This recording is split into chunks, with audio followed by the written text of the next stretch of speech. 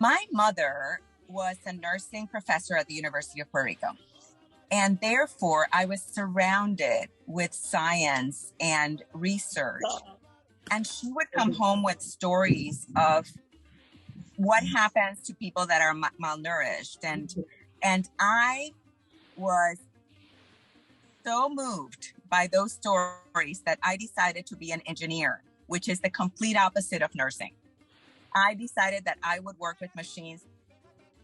For me, I remember always wanting to, when I was growing up in Puerto Rico, just wanting to have a bigger relationship with the world and a more complex relationship with the world. I wanted to travel, but I wanted to do it not just as a tourist and visiting, but have a professional career that involved that in a really intrinsic way. And so space helped me get there.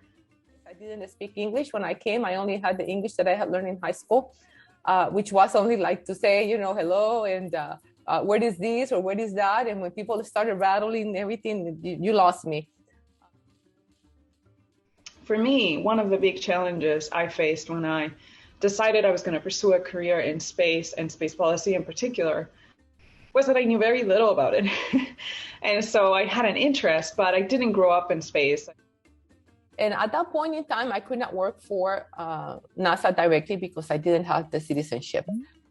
I started from the bottom, like I said, and slowly as I progressed through my career, I was able to get more opportunity to lead missions and be in more responsibility. Space really has achieved for me that role of connecting me more wholly with other people from all over the world, which is something that was important to me. And sometimes you got to do what you got to do to move up the career path. So this is advice that I give to all of my mentees is sometimes you may learn something new. Just go with the flow and give yourself the challenge.